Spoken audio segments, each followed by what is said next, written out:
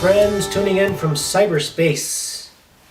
Welcome to our second episode of our look at the Documents of Vatican II.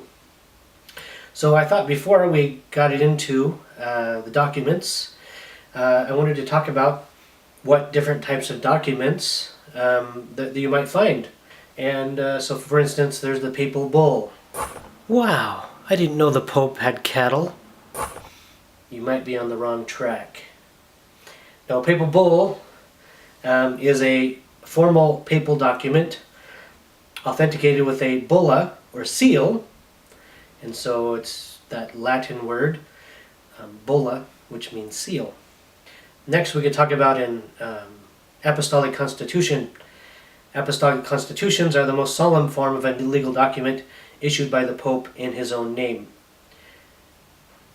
Frequently issued as bulls, they deal primarily with serious doctrinal matters.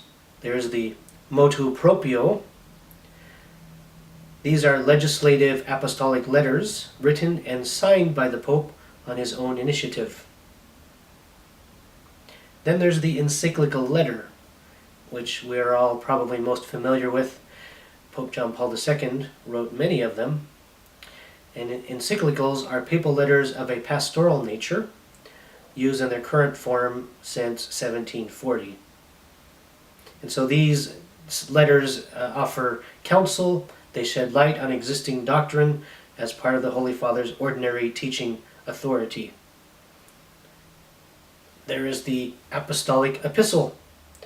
When an encyclical is written in response to a particular need, or when it is addressed to a specific group of persons, it is called an apostolic epistle.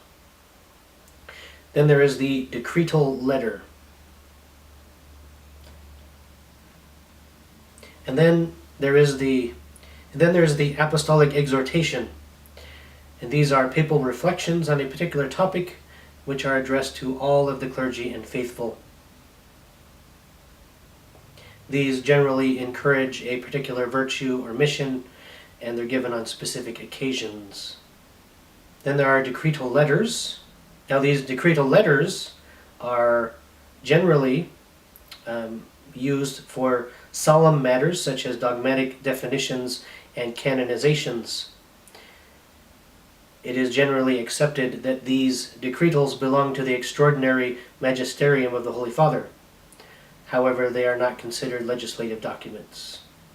And then there are such things as Papal Rescripts, and they generally answer a petition placed before one of the Roman Curiae or the Holy Father himself.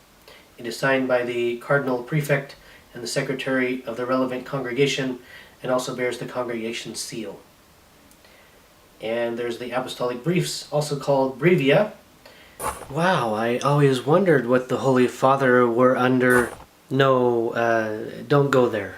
And they're a simple form of a document dealing with matters of relatively minor importance. And so this should give you some idea of some of the different documents that are used by the Holy Father, and they've been used throughout history.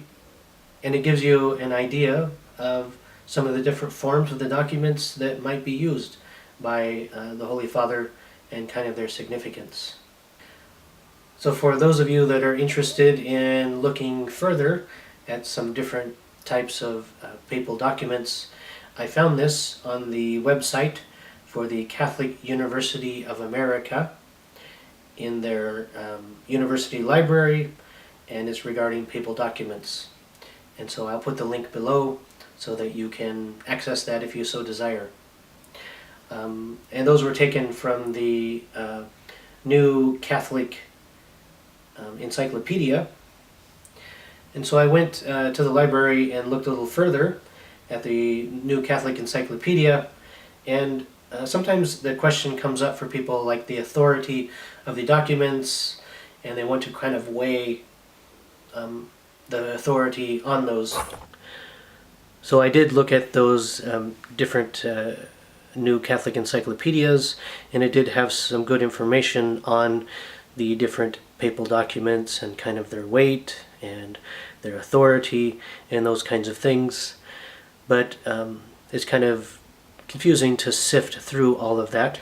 And so I did find a good website online that does a good job of laying that out for us. And so I'll put that link below. So you should be able to see it right there. And so you can type that into your browser, and if you have interest in looking more deeply into that, take a look. So that being said, there are times when the Holy Father might use within an encyclical, for instance, invoke his papal authority, his infallibility, and you can tell that by the way he uses the language that he uses in order to address that specific doctrine. For example, under encyclical in the New Catholic Dictionary, there's a paragraph that reads, Pope John Paul II began to use encyclicals to present points of church teaching that are henceforth to be considered definitive. For instance, in Evangelium Vitae, which came out March 25th, 1995, he used the following formulas.